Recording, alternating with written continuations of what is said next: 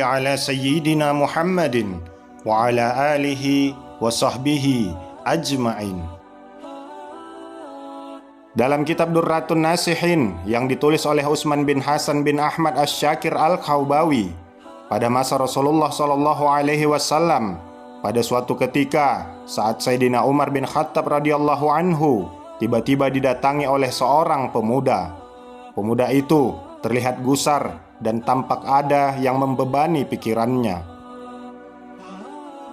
"Assalamualaikum wahai Umar," kata pemuda itu memberikan salam. "Waalaikumsalam warahmatullah. Kemarilah anak muda," jawab Sayyidina Umar radhiyallahu anhu. Maka langsung saja pemuda itu bertanya kepada Sayyidina Umar bin Khattab radhiyallahu anhu, "Wahai Umar, saya ingin bertanya, apa pendapat Anda jika ada seseorang yang berzinah?" tanya pemuda itu. "Jika dia sudah menikah, dia dihukum rajam sampai mati.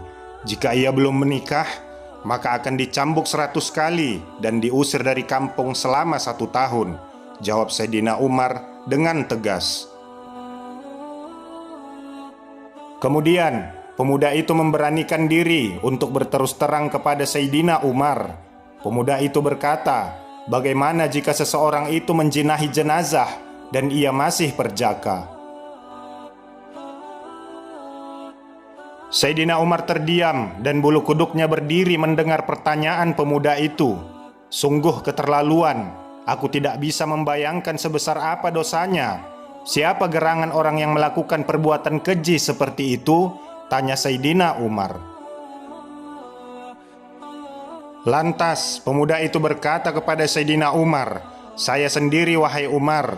Apakah Allah Subhanahu wa ta'ala masih mau mengampuni perbuatanku?" Sang pemuda itu pun mulai khawatir dengan dosa yang telah ia lakukan. Namun Sayyidina Umar radhiyallahu anhu tidak berkata apa-apa. Sayyidina Umar langsung pergi meninggalkan pemuda itu dan masuk ke dalam masjid, hingga Sayyidina Umar pun menangis di dalam masjid.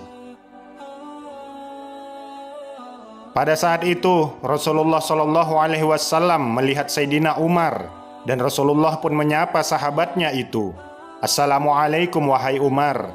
"Waalaikumsalam warahmatullah ya Rasulullah," jawab Sayyidina Umar.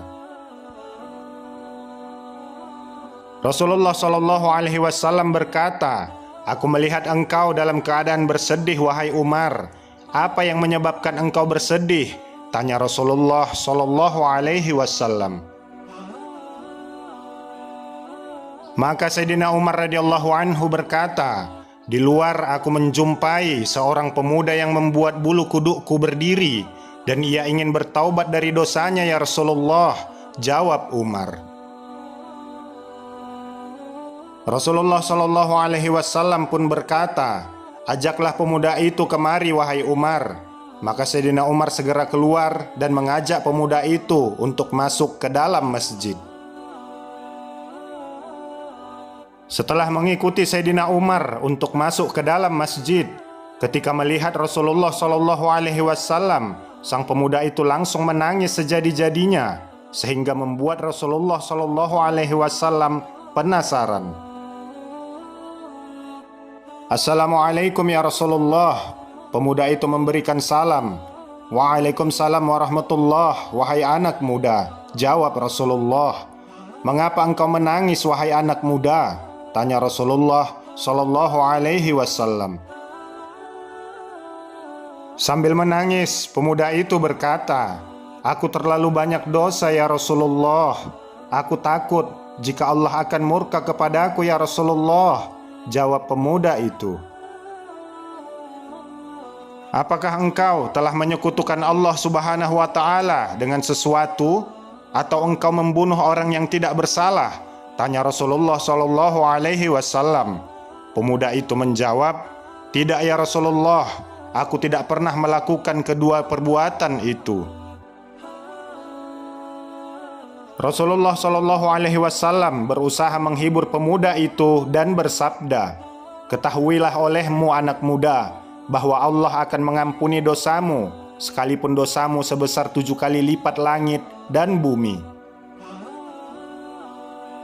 Rasulullah Shallallahu Alaihi Wasallam bertanya lagi, apakah dosamu sebesar Ummul Kursi? Pemuda itu berkata, dosa yang telah kulakukan lebih besar dari itu ya Rasulullah. Apakah sebesar Arsy? Tanya Rasulullah penasaran. Saya kira lebih besar dari itu ya Rasulullah, jawab sang pemuda di tengah isak tangisnya. Sebenarnya dosa apa yang telah engkau lakukan? Coba katakan kepadaku, pinta Rasulullah Shallallahu Alaihi Wasallam. Pemuda itu berkata, sungguh aku malu untuk mengatakannya kepadamu ya Rasulullah. Rasulullah Shallallahu Alaihi Wasallam berkata lagi, jika tidak engkau katakan kepadaku, maka dosa itu akan tetap membebani jiwamu. Lantas pemuda itu terdiam. Kepalanya menunduk melihat lantai masjid. Ia mulai memberanikan dirinya untuk mengatakan apa yang telah ia perbuat. Pemuda itu berkata, ya Rasulullah, selama 7 tahun aku bekerja sebagai penggali kubur. Suatu ketika aku melihat ada jenazah kaum Ansor. Ia masih gadis dan sangat cantik. Secara diam-diam aku menggali kuburannya, lalu kubuka kain kafannya. Awalnya aku ingin meninggalkannya, tetapi syahwatku bergelora, maka kulampiaskan syahwatku dengan menjinahi jenazah gadis itu. Setelah selesai, maka aku tinggalkan jenazah gadis itu begitu saja. Setelah beberapa langkah hendak pergi meninggalkan kuburannya, tiba-tiba jenazah itu bangkit dan berkata kepadaku, sungguh celaka engkau wahai pemuda. Apakah engkau tidak malu kepada Allah yang kelak akan membalas perbuatanmu di hari kiamat? Pada saat semua orang dituntut balas, engkau membiarkan aku dalam keadaan telanjang dan berhadas besar di hadapan Allah. Sontak mendengar perkataan sang pemuda itu, Rasulullah Shallallahu Alaihi Wasallam sangat marah dan seketika itu berdiri dan berkata, wahai pemuda fasik, tempatmu memang pantas di neraka. Keluarlah dari tempat ini. Sang pemuda keluar dengan hati yang hancur dan jiwa yang tak bersemangat. Ia merasa tidak ada harapan baginya untuk mendapatkan pengampunan dari dosanya. Sebenarnya, ia ingin bertaubat dengan sebenar-benarnya kepada Allah Subhanahu wa Ta'ala. Dia terus melangkah tanpa tahu arah dan tujuan. Selama 40 hari 40 malam, sang pemuda beristighfar dan tak berhenti menangis. Ia berjanji kepada Allah Subhanahu wa Ta'ala yang Maha mendengar bahwa ia tidak akan melakukan perbuatan keji itu lagi. Ia berdoa, ya Allah, Tuhannya Nabi Muhammad, Tuhan Nabi Adam dan Hawa, jika aku telah engkau ampuni, sampaikanlah kepada Nabi Muhammad dan para sahabatnya. Namun, jika engkau menolak taubatku ini, bakarlah aku di dunia dan bebaskanlah aku dari siksa akhirat. Sungguh, aku tidak akan sanggup menerima siksamu di akhirat kelak. Setelah pemuda itu selesai bermunajat dan memohon ampun kepada Allah Subhanahu wa Ta'ala, bersamaan dengan itu Allah mengutus malaikat Jibril alaihi salam untuk menemui Rasulullah Shallallahu Alaihi Wasallam. Malaikat Jibril pun berkata, wahai Muhammad, Allah Subhanahu wa Ta'ala menyampaikan salam kepadamu, dan Allah bertanya, apakah engkau yang menciptakan makhluk? Tanya malaikat Jibril alaihi salam. Allah Subhanahu wa Ta'ala yang menciptakan diriku dan semua makhluk, jawab Rasulullah Shallallahu Alaihi Wasallam. Malaikat Jibril bertanya lagi, apakah engkau yang memberikan rizki kepada mereka?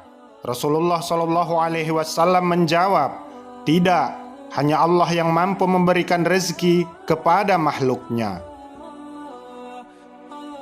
Malaikat Jibril bertanya lagi, "Apakah engkau yang menerima taubat mereka, atau engkau yang menghukum mereka atas segala dosa-dosa mereka?"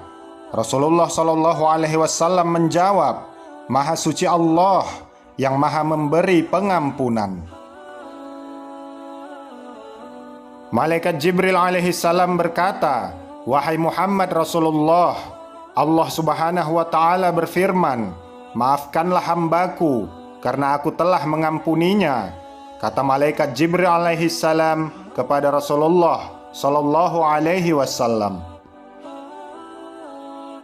Akhirnya, setelah mendengar pesan yang disampaikan Allah Subhanahu wa Ta'ala melalui malaikat Jibril alaihi salam, maka Rasulullah Sallallahu Alaihi Wasallam kemudian mengutus salah seorang sahabatnya untuk mencari pemuda itu untuk dibawa ke hadapan beliau. Setelah utusan Rasulullah Sallallahu Alaihi Wasallam itu berhasil menemukan dan membawa pemuda itu ke hadapan sang Nabi, maka Rasulullah Sallallahu Alaihi Wasallam pun memberitahukan kepada pemuda itu bahwa Allah Subhanahu wa Ta'ala telah mengampuni dosanya dan menerima taubatnya. Allah Subhanahu wa Ta'ala Maha Pengampun. Seberapapun besarnya dosa kita, jika kita tidak menyekutukan Allah Subhanahu wa Ta'ala dengan yang lain, maka Allah akan mengampuni dosa kita selama kita benar-benar bertaubat kepadanya dengan sungguh-sungguh. Allah Subhanahu wa Ta'ala berfirman, "Jika kamu menjauhi dosa-dosa besar di antara dosa-dosa yang dilarang kamu mengerjakannya, niscaya kami hapus kesalahan-kesalahanmu dan kami masukkan kamu ke tempat yang mulia." Quran Surah An-Nisa 31. Semoga kisah ini dapat menambah ilmu dan menambah ketakwaan kita kepada Allah Subhanahu wa Ta'ala. Ikuti terus channel Karomah Al-Islam.